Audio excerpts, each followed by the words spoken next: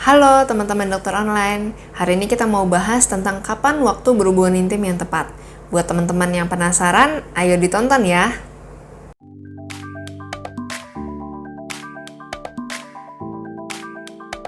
Buat teman-teman yang lagi program hamil, pasti kalian udah nggak asing nih untuk ngedengar istilah ovulasi.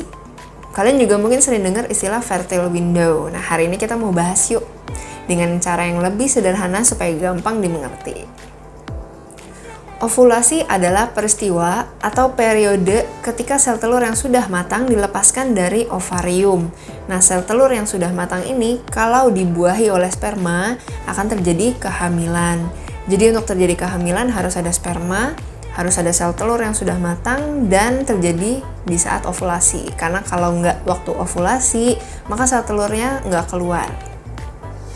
Fertile window dikatakan terjadi 5 hari sebelum ovulasi sampai hari H ovulasi.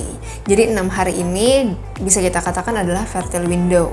Kalau teman-teman berhubungan intim jauh sebelum ovulasi atau lebih dari 6 hari sebelum ovulasi, maka kemungkinan terjadinya kehamilan adalah 0. Kemungkinan ini akan meningkat kalau teman-teman berhubungan intim dari 3 hari sebelum sampai hari H ovulasi.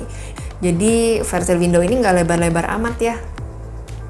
Nah, karena fertile window ini nggak lebar-lebar amat, teman-teman harus tahu kapan terjadinya ovulasi ini, supaya bisa menentukan kapan waktu berhubungan intim yang tepat. Kalau kalian siklusnya teratur, banyak contoh sih dengan 28 hari. Jadi ovulasinya itu 14 hari sebelum periode mens berikutnya. Kalau 28 hari kan tinggal dikurangin aja tuh, jadi pada hari ke-14.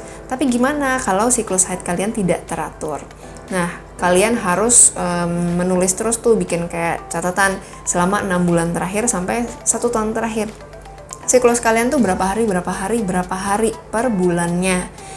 Kemudian ada rumusnya, siklus terpanjang dikurangin 11 hari, siklus terpendek dikurangin 18 hari.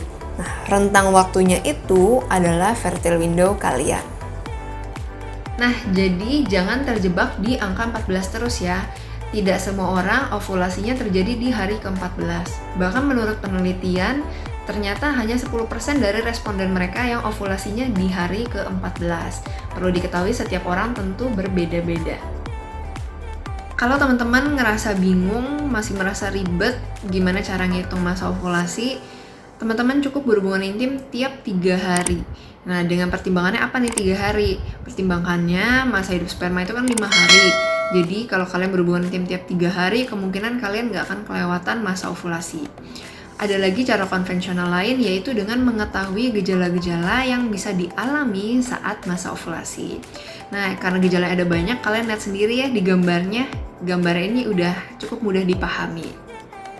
Tapi ada satu istilah atau kata yang ini menggunakan bahasa Jerman.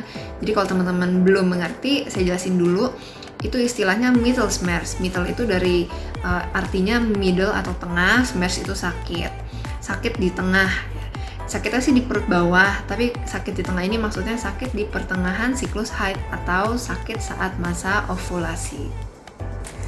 Nah, ada cara lain lagi nih untuk mendeteksi kapan sih terjadinya ovulasi itu. Ketimbang pakai tebak-tebakan merasa perut kembung, kemudian ada Mittelschmerz gitu. Lebih baik kita menggunakan alat uji. Ovulasi ini terjadi setelah peningkatan hormon LH. Nah, alat tes ini untuk mengetahui kapan terjadinya peningkatan hormon LH. Jadi kalau kita mau tahu kapan terjadi peningkatan, otomatis uji ini dilakukan lebih dari 1 hari. Jadi teman-teman bisa lakukan ini beberapa hari, kemudian teman-teman bisa bandingkan dari hari ke hari.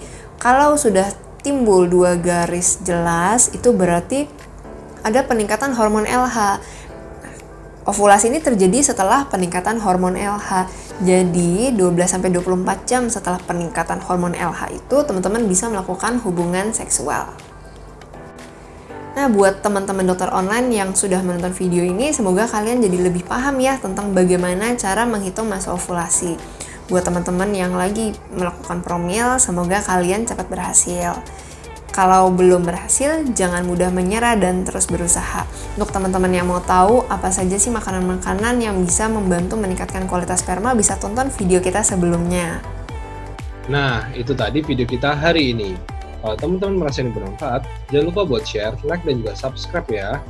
Ingat, kesehatan itu wajib, bukan pilihan. Sampai jumpa di episode berikutnya ya.